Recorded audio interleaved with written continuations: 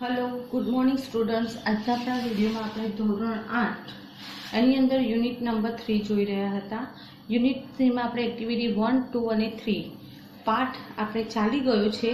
હવે ત્યારબાદ આપણે એક્ટિવિટી નંબર 4 જોઈશું। એક્ટિવિટી નંબર 4 શું છે જોઈએ।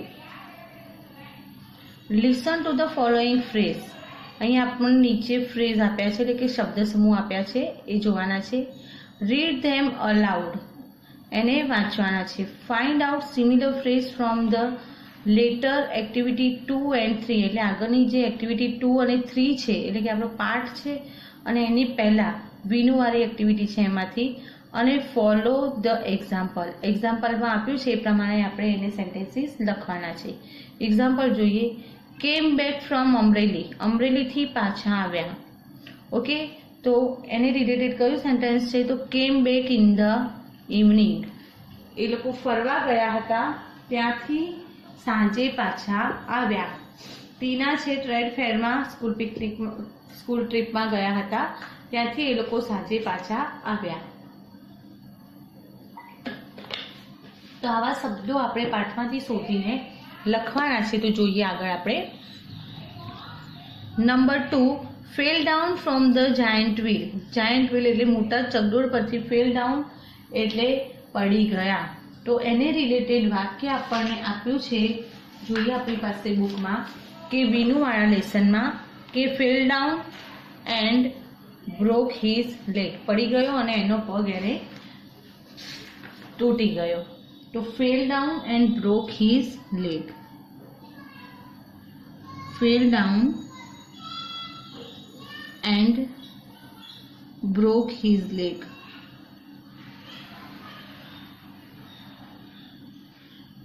okay, next है looking at the birds। looking at the birds पक्षियों सामे જોઈ રહેવું।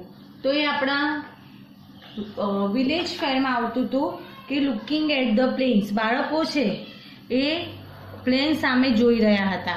looking at a small plane, looking at a small plane। तो looking at a small plane। जो आपने जे अंडरलाइन करेला फ्रेज है एना समान अर्थवाळा बीजा शब्दों आपणे पाठमांथी अने एनी आगळनी एक्टिविटीमांथी शोधवाना छे। laughed at my फ्रेंड એટલે કે મારા ફ્રેન્ડની લાફ એટલે એની સામે જોઈને હસ્યા, મજાક ઉડાવી। તો એવી રીતે થશે વિનુવાળા પાઠમાં કે laughed at the old man, laughed at the old man લખીશું આપણે અહીંયા। Laughed at the old man, વૃદ્ધ સામે જોઈને હસે। ઓકે, નેક્સ્ટ છે a couple of days। couple of days એટલે એક બે દિવસ।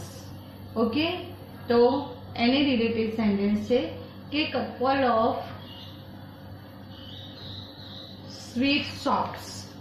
couple of sweet shops જે આપણને આપ્યું છે ટ્રેડ ફેરમાં પાછળ હતું લગભગ કે set down while couple of sweet shops। Trade fair में हती couple of sweet shops।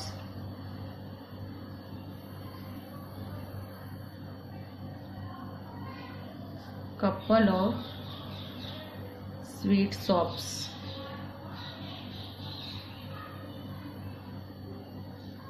Okay, next है eat end of the movie। end of the movie એટલે કે મૂવીના અંતે। તો અહીંયા આપ્યું છે એન્ડ ઓફ ધ ફેર। આપણે જોયું કે એના જે હતો બીજો ભાગ મેળાનો ત્યાં હતી ફાસ્ટ ફૂડની દુકાનો। તો એન્ડ ઓફ ધ ફેર અહીંયા લખીશું end of the fair. Okay, next છે full of water. Full of water એટલે કે પાણીથી ફૂલ ભરેલું। તો એના માટે છે મેળામાં આપણને શબ્દ આપ્યો છે ફૂલ ઓફ પીપલ, લોકોથી ભરેલું, ફૂલ ઓફ પીપલ. તો લખીશું full of people, full of people.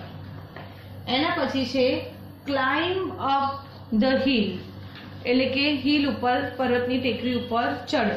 તો અહીંયા આપણને આપ્યું છે ક્લાઇમ્ડ અપ અ ટ્રી. વિનુવાના લેસનમાં આપ્યું છે આપણને climbed up a tree, climbed up a tree, વૃક્ષ પર ચડ્યો. ઓકે, નેક્સ્ટ છે row of trees. Row of trees એનો અર્થ થશે લાઈનો. રો એટલે લાઈન, તો એનો સમાનાર્થી શબ્દ છે row of stalls. Row of stalls. Trade ફેરમાં આપ્યું છે આપણને આ સેન્ટેન્સ. આપણને ક્યાં આપ્યું છે? ટ્રેડ ફેરમાં આપ્યું છે કે એક સાઈડે શું હોય છે? ઇલેક્ટ્રોનિક આઇટમો જેવી હોય છે, અને બીજી સાઈડની રો છે એમાં શું આપ્યું હોય છે આપણને? VCR, ટીવી, એ બધાની દુકાનો હોય છે. નેક્સ્ટ છે set down on the road. Set down એટલે બેઠો, રોડ ઉપર, ઓન ધ રોડ. તો એના માટેનો આપણને શબ્દ છે કે અમે થોડો ટાઈમ બેઠા. તો અહીંયા આપણને આપ્યું છે set down for a while. આપણે નાસ્તાની દુકાને બેઠા હતા, set down for a while. તો set down for a while.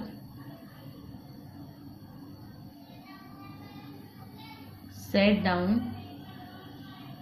Four a while.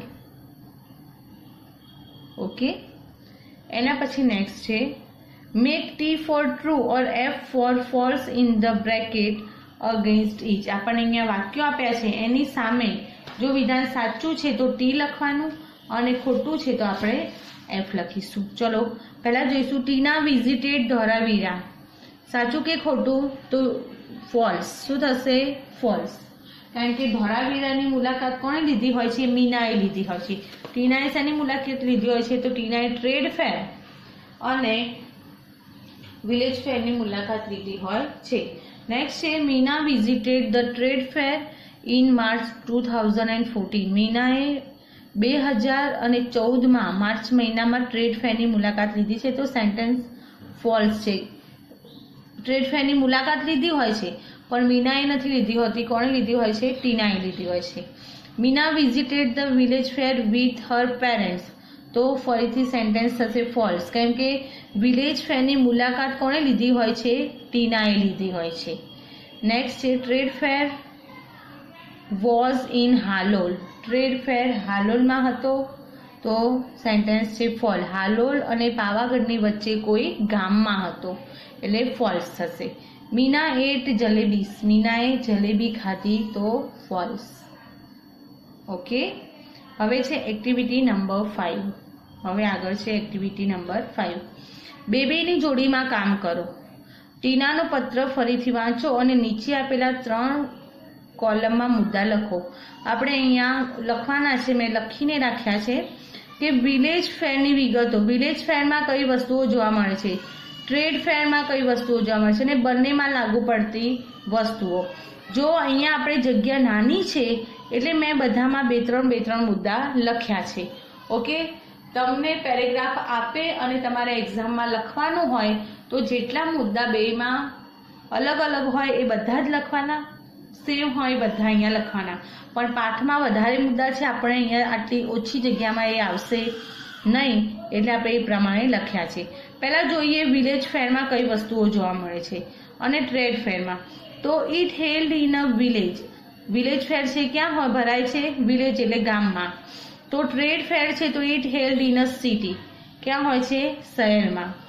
હવે ટ્રેડ ફેરમાં શું હોય છે? તો there were many shops of toys, sweets, house hold items.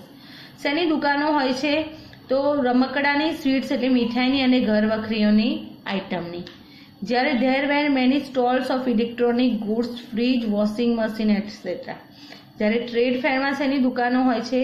તો ઇલેક્ટ્રોનિક વસ્તુઓ જેવી કે washing machine, fridge, TV, mixer grinder, ઘણી બધી વસ્તુઓ આપણને અંદર આપી હતી. ત્યારબાદ છે there was a merry go round and a giant wheel and a juggler. Trade fair એટલે વિલેજ ફેર ગામડામાં જે ગામમાં મેળા ભરાય છે એમાં શું હોય છે?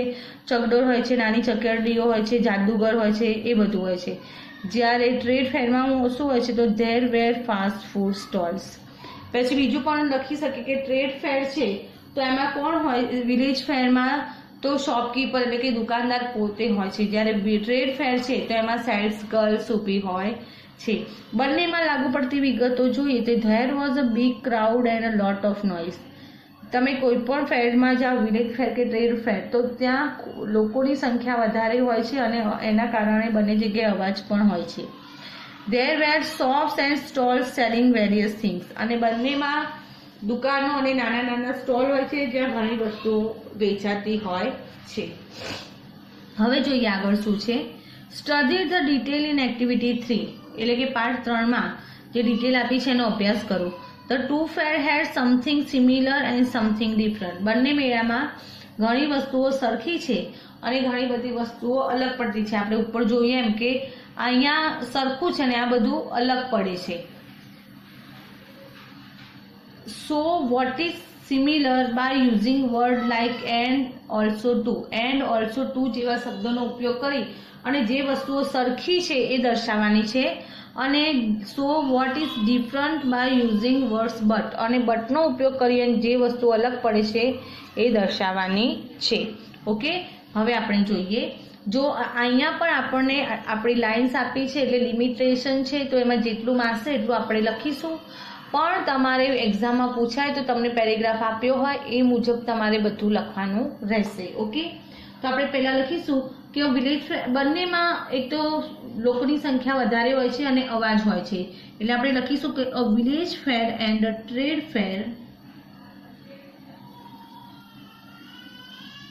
અ village fair and a trade fair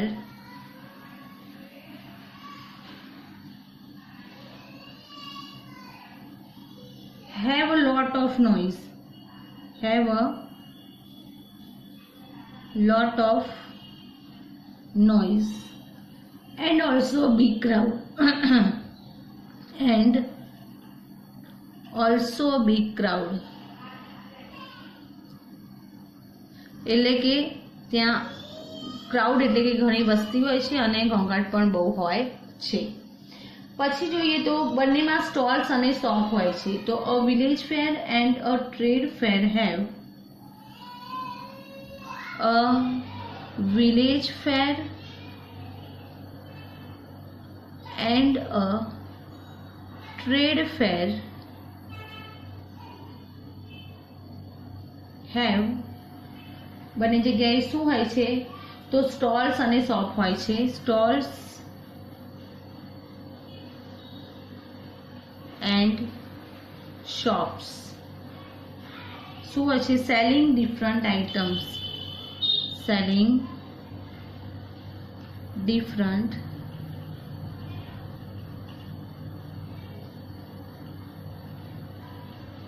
items. Okay, પછી શું હોય છે? અ village fair held in a village. Village fair ક્યાં હોય છે? ગામડામાં હોય છે. અ village fair held in a village.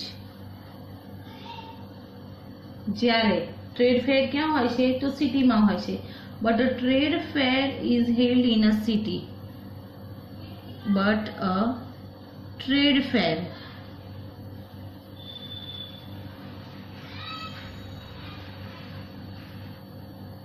Held in a city. ક્યાં હોય છે? શહેરમાં હોય છે. પછી આપણે લખી શકીએ કે બેમાં કઈ વસ્તુ વેચાતી હોય. જો વિલેજ ફેરમાં રમકડા અને ઘર વખરીની વસ્તુ હોય, આપણે આગળ લખીએ એ પ્રમાણે, જ્યારે પહેલામાં washing machine, mixer, TV, fridge, AC એવી ઇલેક્ટ્રોનિક આઇટમ હોય છે. તો લખીશું કે in a village fair, in a village fair there are many shops of there are many shops of toys, sweets and household things.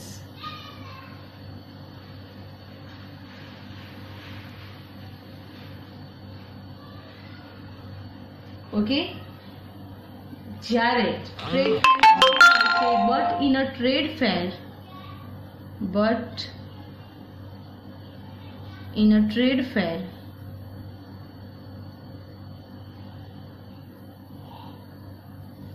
there are stalls of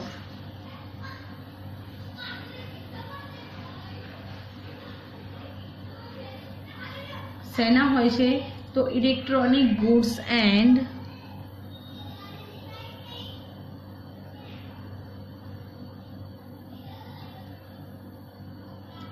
things like refrigerator એટલે કે fridge and washing machine etc.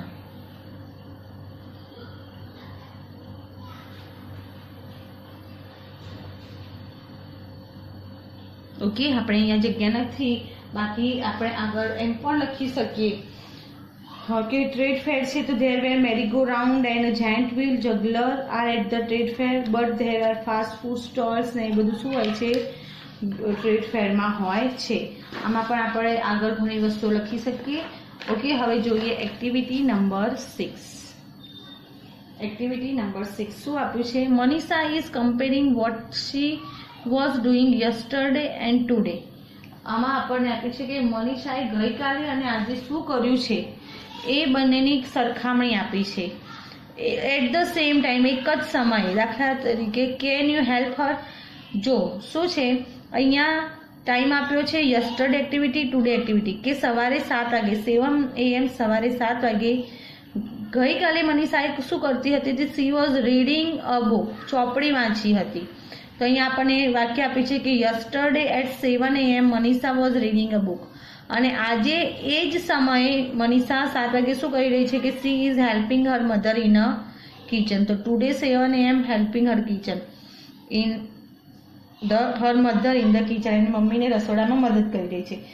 એવી રીતે હવે આપણે આ જે શબ્દો છે એની ઉપરથી વાક્યો બનાવવાના છે.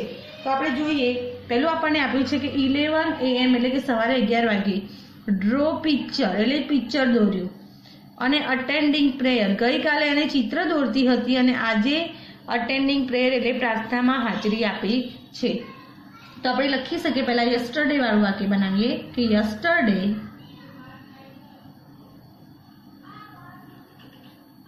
Okay at 11 AM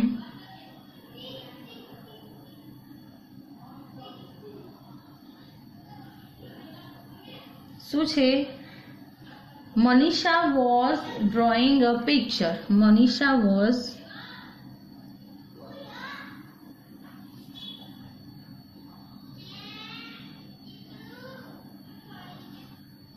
drawing a picture. અને આજે શું કરી રહી છે? તો અટેન્ડિંગ પ્રેયર્સ. તો લખીશું today at 11 today at 11 AM આજે 11 વાગે શું કરી રહી છે? તો she is attending prayers. She is attending prayer. She is attending prayer. પ્રાર્થનામાં એને હાજરી આપે છે. ઓકે, બીજું જોઈએ આપણને શું મુદ્દો આપ્યો છે? 1:30 PM એટલે કે બપોરે 1:30 વાગે મેકિંગ પેપર બેગ. ગઈકાલે પેપર બેગ બનાવતી હતી અને આજે પ્રેઝન્ટ ક્લાસ એટલે કે ક્લાસમાં હાજર છે. તો આપણે લખીશું yesterday at 1:30 PM. Yesterday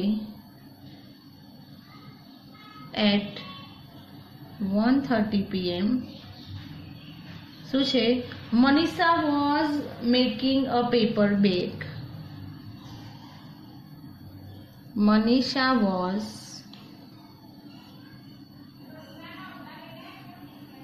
making a paper bag. Okay, ત્યારબાદ છે આજે શું કરી રહી છે તો ક્લાસમાં હાજર છે. તો today as 1:30 PM she is present in her class. કે today at 1:30 PM at 1:30 PM શું છે કે she is present in her class. she is present in her class. present in her class, એના ક્લાસમાં હાજર છે. નંબર 3 છે કે 6 PM પ્લેઇંગ ખોખો. ગઈકાલે 6 વાગે PM એટલે સાંજે 6 વાગે ખોખો રમતી હતી અને આજે ટોક ટુ ફ્રેન્ડ્સ એના મિત્રો સાથે વાતો કરી રહી છે. તો આપણે જોઈશું યસ્ટરડે કેટલા વાગે એટ 6 PM. 6 PM શું હતું? Manisha was playing kho kho. Manisha was playing kho kho. PLAYING playing kho kho. એ ખોખો રમી રહી હતી. જ્યારે આજે શું કરી રહી છે તો today at 6 PM she is talking to a friend. Today at 6 PM she is talking to a friend. She is talking to a friend. એના મિત્ર સાથે વાત કરી રહી છે. હવે લાસ્ટ આપ્યું છે 7:30 PM સાંજે 7:30. ગઈકાલે શું કરતી હતી તો વોચ મૂવી જોતી હતી પિક્ચર અને આજે ડુ હોમવર્ક કરી રહી છે. તો આપણે લખીશું કે yesterday at 7:30 PM yesterday at 7:30 PM Manisha was watching a movie. શું કરતી હતી? મૂવી જોતી હતી. તો Manisha was watching a movie. Okay, જ્યારે આજે શું કરી રહી છે હોમવર્ક તો today at 7:30 PM today at 7:30 PM શું છે? she is doing her homework. she is doing her homework. એનું હોમવર્ક કરી રહી છે. ત્યારબાદ છે એક્ટિવિટી નંબર 7. એક્ટિવિટી નંબર 7માં આપણને આપ્યો છે લેટર. ઓકે, એક્ટિવિટી નંબર 7માં આપણને આપ્યો છે લેટર. શું છે જોઈએ? Activity 7 write a letter to your friends. Write a letter to your friends. The following question will help you write about one place. આપણે આ લેટર છે એ આપણે ઓલરેડી લખી ચૂક્યા છે. ઝૂમમાં તમને ભણાવ્યું હતું. ત્યારબાદ મેં તમને એનો વિડીયો પણ મોકલ્યો છે અને એ લેટરનો પિક્ચર્સ પણ મોકલ્યો છે. તો એ લેટર તમારે એક્ટિવિટી 7માં પાન નંબર 29 ઉપર અહીંયા લખવાનો રહેશે. જે લેટર મેં તમને આપણે વિઝિટ ટુ વિલેજ વાળું સમર વેકેશનમાં વિલેજ પોતાના ગામની મુલાકાતે જાય છે એ લેટર તમારે અહીંયા લખવાનો રહેશે. તો આ સાથે આપણું ચોપડીની અંદર યુનિટ 3 કમ્પ્લીટ થાય છે. હવે આપણે નેક્સ્ટ ટાઈમ સ્વાધ્યાય પોથીમાં યુનિટ 3 સાથે મળીશું. Okay, thank you students.